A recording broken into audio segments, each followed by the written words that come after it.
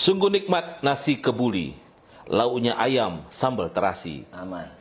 Bual-bual santai hadir kembali, obrolan cerdas menginspirasi. Assalamualaikum warahmatullahi wabarakatuh. Waalaikumsalam warahmatullahi Sahabat TNN, alhamdulillah kita bisa kembali menjumpai Anda di program Bual-bual Santai.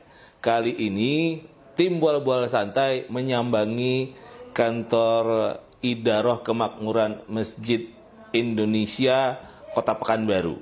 Nah, kita ingin mengajak sahabat semua mengenal tentang lembaga atau organisasi yang namanya IKMI. Karena itu kali ini saya sudah bersama ketuanya langsung ini, yaitu Ketua Umum IKMI Wilayah Kota Pekanbaru. Beliau adalah Bapak Al-Ustadz Haji Edi Azhar SAG MPDI. Wah, assalamualaikum Ustaz. Waalaikumsalam warahmatullahi wabarakatuh. Ini kokoh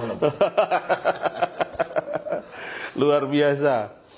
Pak Ustadz, ini juga bukan sembarang Ustadz nih. Karena selain Ustadz, tahun ini atau pada periode kali ini, alhamdulillah beliau juga masuk ke wilayah politik dan terpilih menjadi anggota DPRD untuk Kota Pekanbaru. Wah, ini kebetulan kami satu dapil. Tampan Bina Widya gitu kan. Nah, itu. Dapil 6. Dapil 6 ya. Ini konstituennya. Masya Allah. Baik, Pak Ustadz Edi Azhar, ini senang sekali bisa datang ke kantor IKMI Pekanbaru dan ingin tahu lebih jauh lah ya tentang apa sih IKMI itu sebenarnya, perannya. Karena memang kalau kita bicara tentang masjid bagi umat Islam tentu bukan hanya sebagai tempat ibadah saja, bukan hanya rumah Allah saja, tapi juga di masa Nabi dulu sering disebut sebagai pusat dari kegiatan umat gitu. Nah, mungkin bisa dijelaskan dulu nih apa sebenarnya IKMI ini, sejarahnya, kemudian visi misinya itu seperti apa sih? Baik. Bismillahirrahmanirrahim. Assalamualaikum warahmatullahi wabarakatuh. Alhamdulillahirabbil alamin. Allahumma shalli ala sayyidina Muhammadin wa ala alihi wa ashabihi ajma'in. Amma ba'du. Seluruh pendengar dimanapun berada yang saya hormati, terutama ini tim yang hebat ini yang sudah sampai ke IKMI wilayah Kota Pekanbaru. Terima kasih Bang dan kawan-kawan. Ya. Mudah-mudahan pertemuan ini pertemuan yang barokah. Amin. Pertama, saya ingin sampaikan bahwasanya IKMI ini sudah berdiri dari tahun 1973. 73. Jadi belum saya lahir, Udah ada. IKMI sudah ada. Jadi apa namanya itu, kalau berbicara tentang IKMI, masih banyak tokoh-tokoh IKMI yang lebih layak menceritakan IKMI dibandingkan saya.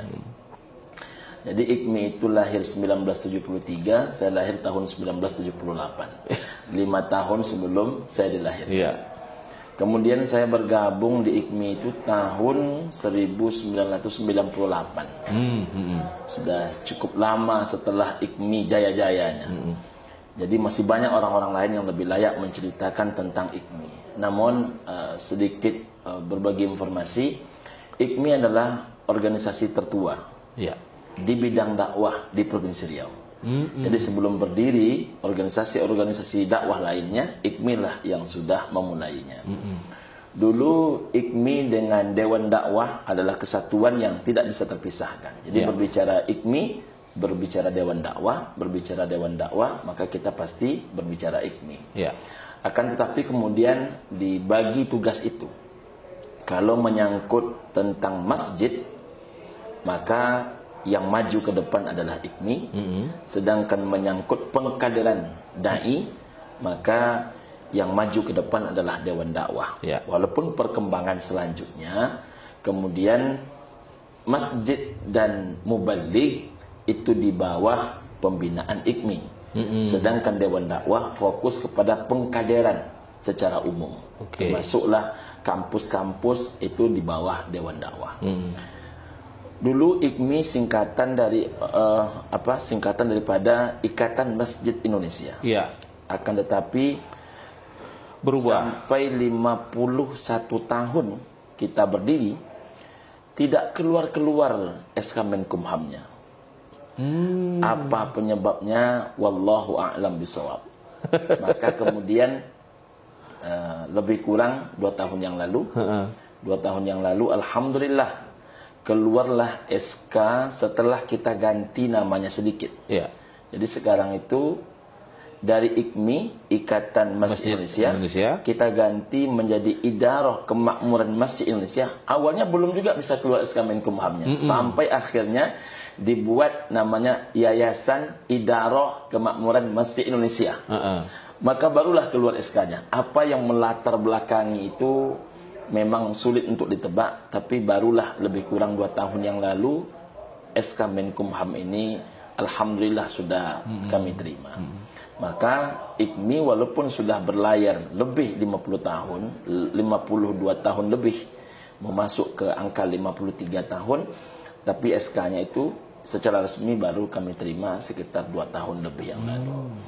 Kemudian, alhamdulillah hari ini IKMI beranggotakan masjid dan musalla itu lebih kurang 667. 667 untuk Kota Madya Pekanbaru. Ada beberapa masjid di luar Kota Pekanbaru tapi tak begitu banyak. Tapi secara umum 667. Keanggotaannya seperti apa? Mendaftarkah atau memang didata saja? Kita memang yang kita daftarkan itu memang yang mendaftar. Karena lembaga-lembaga dakwah itu kan banyak. Jadi mereka bisa memilih sekarang. Ada IKMI, ada MDI, ada IKADI, ada Ittihadul Mubalighin, dan bahkan masjid-masjid yang sudah mapan dan kuat secara ekonomi, itu mereka juga lebih cenderung membentuk dan mengelola sendiri. Kemudian mubalik yang bergabung bersama kita ini ada 703 saat ini. 703 ini yang sudah kita keluarkan NIM-nya. Ini yang aktif. Kalau dihitung sampai kepada yang tidak aktif, tentu kita sudah hampir 2.000 orang. Karena ada yang sakit, ada yang sudah wafat dan sebagainya. Ada yang memang sudah kita istirahatkan berdakwah karena tidak bisa lagi untuk bisa konsentrasi karena faktor usia. Ada yang juga sakitnya permanen dan lain sebagainya. Tapi yang aktif itu 703 orang. Dan itu di luar juga kawan-kawan yang baru ikut tapi belum kita keluarkan NIM-nya. Karena biasanya di IKMI ini lulus belum tentu otomatis kita keluarkan NIM-nya. Ada beberapa proses yang memang harus mereka lewati untuk mendapatkan NIM itu.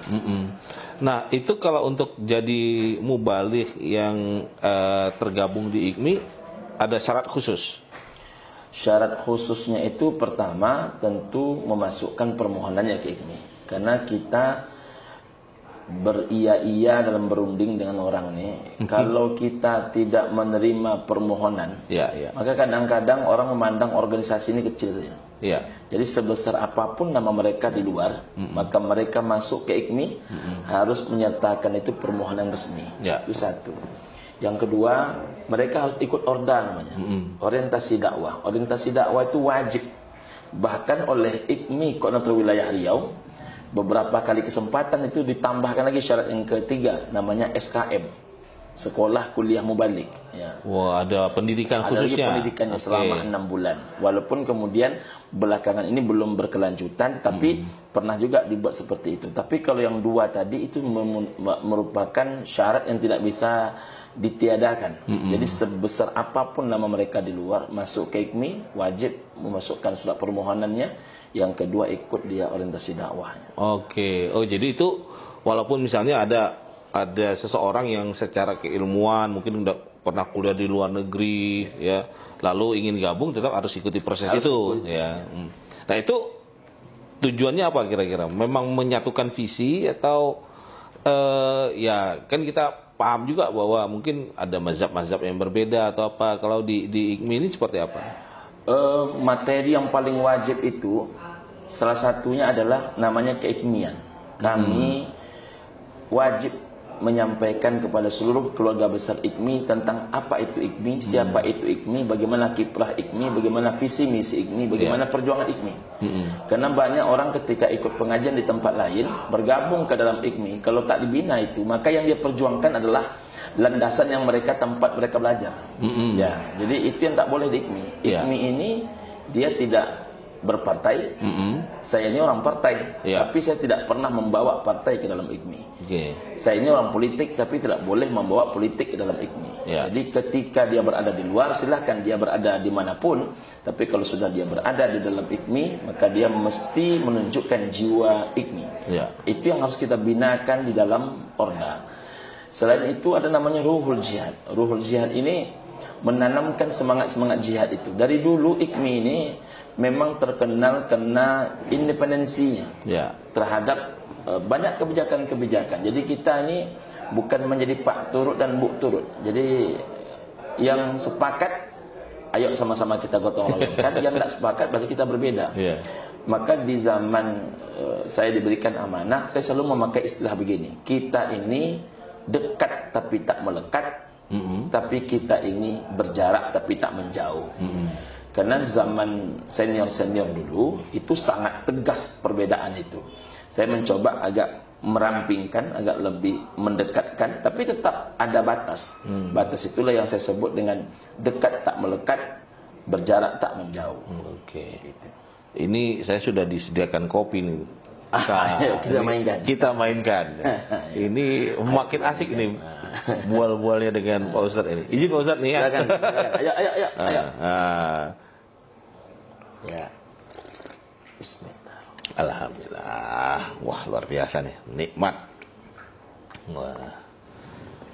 Nah, kalau kita bicara soal ini, namanya sudah berubah dari Ikatan Masjid Indonesia menjadi Idaroh Kemakmuran Masjid. Wah, ini ada kata-kata kemakmuran ini.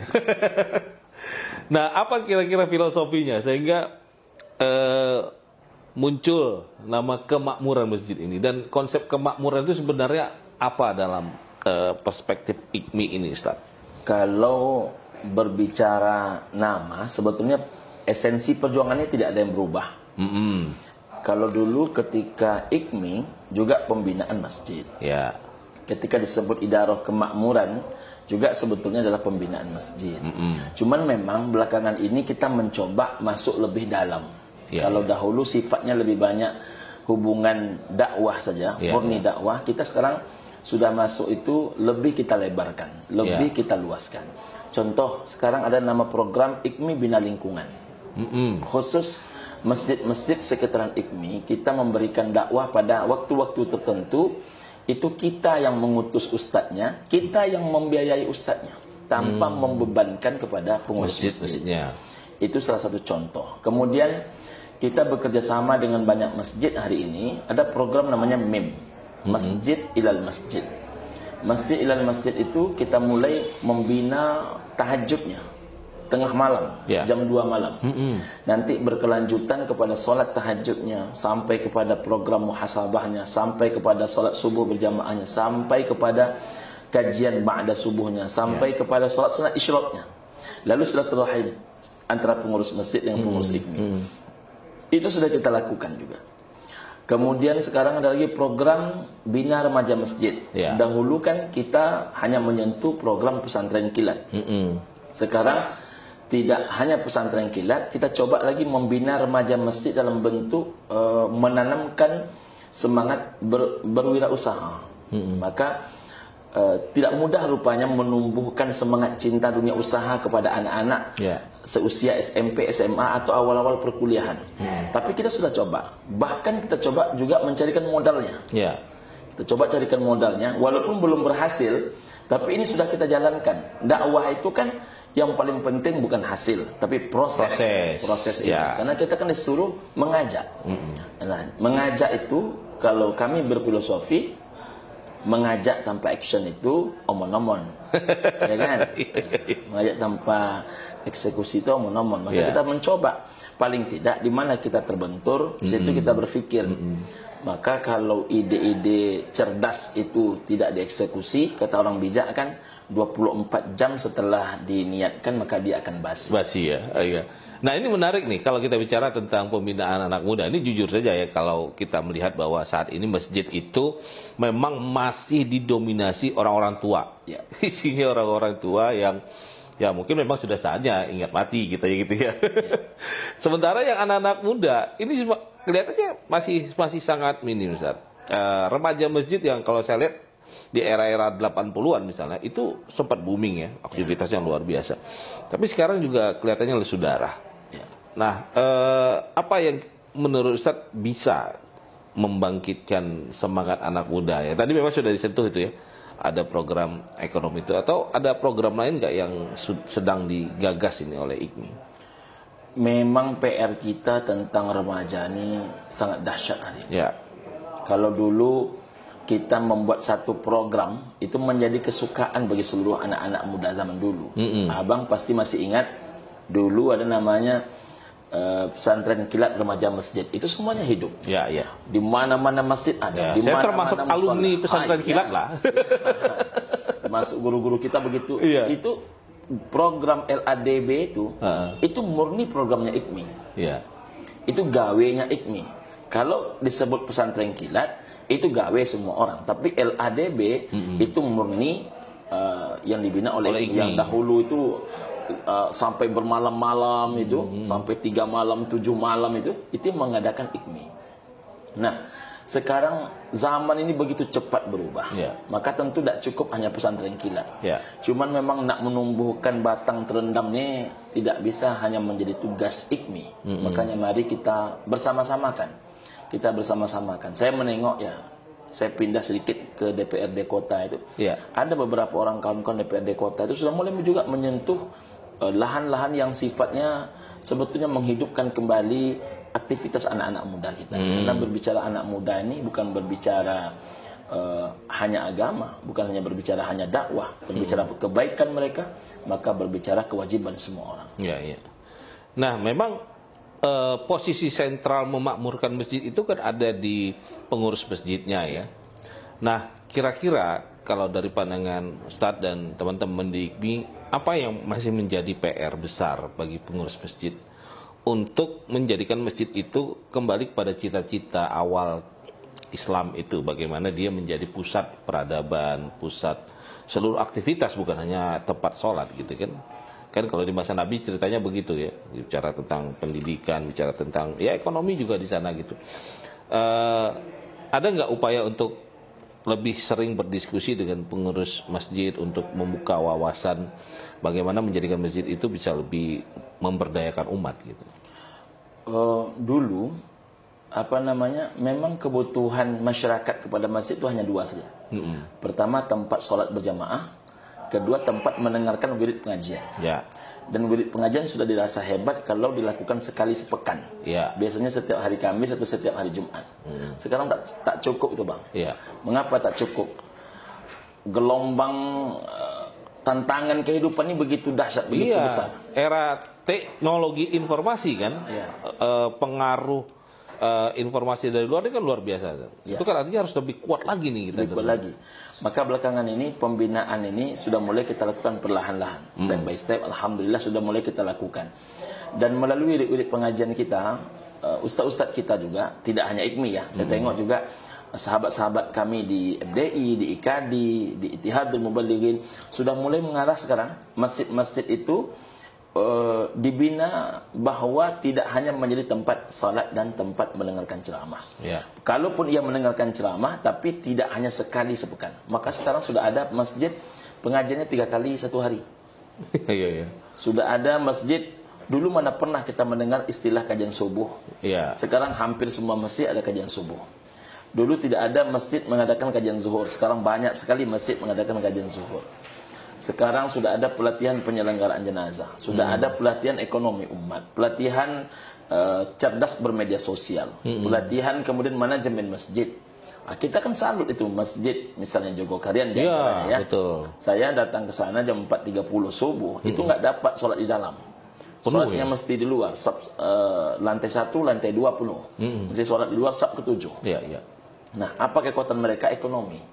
Maka selalu saya sampaikan di mana-mana, kekuatan dakwah, mengutip apa yang dikatakan oleh sahabat Nabi Sayyidina Umar Ibn Al-Khattab, dakwah dan pendidikan itu tidak bisa terbang tinggi kalau tidak diterbangkan oleh 2 sayapnya.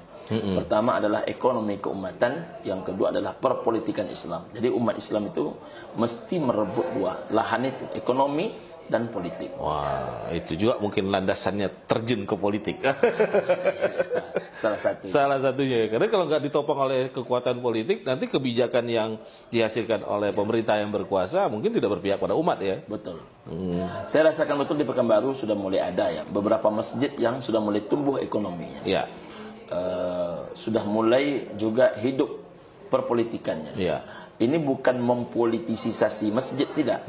Tapi siapapun yang nak maju itu harus merebut suara penentu-penentu kebijakan-kebijakan di masjid. Apa artinya? Agar mereka bisa menyuarakan aspirasi umat. Ya. Itu sudah mulai. Ada beberapa masjid yang saya dengarkan. Tapi memang ini masih jauh dari kata Ideal ya. Ideal. Ya, ya. Begitu juga dengan ekonomi tadi. Ya. Mohon maaf, menggerakkan jamaah membeli beras ke kedai masjid, Ya. itu tidak semudah yang kita bayangkan. Hanya beras loh. Padahal satu masyarakat itu, satu RW itu paling tidak ada mereka 200 kakak. Ya. 200 kakak dikali 4, 800 jiwa. Berapa banyak itu dibutuhkan beras. Ya. Mau saja mereka membeli itu beras ke masjid, maka bisa ditanggalkan di semua kota-kota infak. Ya kan? Ya. Nah, jangankan itu. Mohon maaf, zakat fitrah pun masjid tidak mampu mengajak seluruh jamaahnya. Mengapa demikian? Saya kebetulan pernah menjadi ketua bidang pengumpulan zakat Kota Pekanbaru, Basnas Kota Pekanbaru. Salah satu kendala kita di Basnas itu adalah banyak masyarakat Pekanbaru lahir di Pekanbaru, mempestakan anak di Pekanbaru, bahkan mati di Pekanbaru, tapi tidak mau mengakui sebagai orang Pekanbaru dan tidak mau membayarkan zakatnya di Pekanbaru, zakat malnya di luar Pekanbaru, zakat fitrahnya pun itu tidak di Pekanbaru, bahkan berkurban pun tak mau di Pekanbaru. Ini kan PR kita semua. Ini PR kita semua. Jadi persoalan umat ini memang ya complicated. Iya, iya. Perlu itu tadi ya. Artinya bahwa dari sisi karena kan harus ada sifatnya yang lebih paksaan gitu ya. Dan itu kalau lewat kebijakan pemerintah misalnya yang pro terhadap persoalan keumatan itu, tentu itu bisa lebih pressure-nya lebih kuat atau dorongannya lebih kuat gitu ya. Oke. Ini menarik. Nah, menjelang Ramadan ini apa program khusus dari IKMI, Ustaz? Program yang lama masih kita jalankan ya. Ini masih mengirim mubalik untuk kajian Ramadan tetap kajian Ramadan tetap berlanjut, khutbah Jumat tetap berlanjut. Kita sekarang bekerja sama juga dengan 3 unsur. Pertama, Poresta Pekanbaru. Ini setiap bulan Ramadan itu kita masukkan program dari kawan-kawan kepolisian. Tentu terutama tentang program tertib berlalu lintas. Oh gitu. Nah, jadi tertib berlalu lintas ini polisi yang punya gawe, tapi kami bisa menyampaikan. Maka narasumbernya adalah kawan-kawan kepolisian. Alhamdulillah sudah berjalan sudah cukup lama. Kemudian kemarin datang dari Badan Wakaf Indonesia. Alhamdulillah sudah terjadi kerjasama, saling sepahaman. Dan insya Allah mulai bulan Ramadan ini kita juga akan masukkan program wakaf ini. Sudah sering kita bahas, sudah sering kita jadikan sebagai bahan bahasan, tapi yang kita bekerja secara langsung, bersama langsung dengan Badan Wakaf untuk mencerdaskan umat di bidang ini, itu insya Allah terjadi tahun ini. Jadi kita harapan kita, coba abang bayangkan dulu mau ngasih bantuan saja ke masjid tidak bisa, bang. Mengapa tidak bisa? Karena rupanya 95% masjid di Kota Pekanbaru tidak berizin, tidak memiliki surat resmi. Tapi belakangan ini sudah masuk dia di angka sekitar kemarin kata beliau 20-an apa 40% ya. Tapi masih ada paling tidak 60% belum. Maka dengan disampaikan oleh kawan-kawan dari Badan Wakaf Badan Wakaf Indonesia, mudah-mudahan nanti para mubalik bisa menggerakkan. Lebih kurang 703 pengurus ini bisa mensosialisasikan program itu. Kalau dengan Basnas kita sudah bekerja sama itu sudah cukup lama. Dan alhamdulillah setiap pembahasan zakat itu pemateri kita langsung dari Basnas. Mudah-mudahan ini terus berkembang kepada yang lain-lain. Kedepan kita tentu berharap dengan LAM, Lembaga Adat Melayu, ya kan, dengan ya seluruh aspek lah yang bisa seluruh unsur untuk saling kita menggotong royong nih persoalan umat dan negeri ini kan agar tercipta baldatun thayyibatun wa rabbun ghafur. Ya, terutama untuk kalangan anak muda nih dari pengaruh judi online, narkoba itu. Jadi saya pikir ini perlu didorong untuk lebih banyak membuat program-program untuk anak-anak muda ya, karena kalau nggak ada anak muda ini besok yang gantiin apanya siapa ini? Dan narkoba langsung narasumber kita dari itu BNN. Jadi sesuatu yang dahulu tidak begitu banyak, sekarang sudah mulai kita ajak. MUI kita ajak, BNN kita ajak, Polresta kita ajak, Basnas kita ajak, BWI kita ajak. Yuk sama-sama kita selesaikan masalah umat. Ya, luar biasa. Iya, sahabat NN. IKMI bukan hanya bicara soal masjid ya, tapi juga berkaitan dengan kehidupan umat di sekitar masjid, karena memang itu tadi prinsip awalnya bahwa masjid itu bukan cuma tempat ibadah, tapi dia juga menjadi pusat peradaban sebenarnya. Jadi segala hal yang berkaitan dengan kehidupan masyarakat, masjid dan pengurusnya dan jamaahnya harusnya juga bisa mendorong untuk bisa meningkatkan kehidupan yang lebih baik di tengah masyarakat. Aduh, ini waktunya terbatas. Sebenarnya asik nih ngobrolnya dengan Pak Ustadz, ini banyak hal yang menarik ya, tapi mungkin lain waktu kita bisa ngobrol-ngobrol lagi lah ya ini. Karena ini TNN Channel ini berupaya untuk berkontribusi, memberikan pemikiran, solusi-solusi untuk umat juga, untuk masyarakat. Mudah-mudahan baik dengan IKMI maupun dengan DPRD-nya nih bisa juga nanti di matchingkan program sosialisasi dan edukasi ya terhadap publik. Sahabat TNN, demikian obrolan kita dengan Ustadz Haji Edy Azhar SAG MPDI, Ketua Umum Idaroh Kemakmuran Masjid Indonesia Kota Pekanbaru, dan sekaligus juga anggota DPRD Kota Pekanbaru Komisi 3. Terima kasih sekali lagi Ustadz atas dialog dan obrolannya. Mudah-mudahan bermanfaat dan menginspirasi penonton kita. Demikian sahabat TNN, sampai jumpa lagi di bual-bual santai berikutnya. Assalamualaikum warahmatullahi wabarakatuh. Waalaikumsalam warahmatullahi wabarakatuh.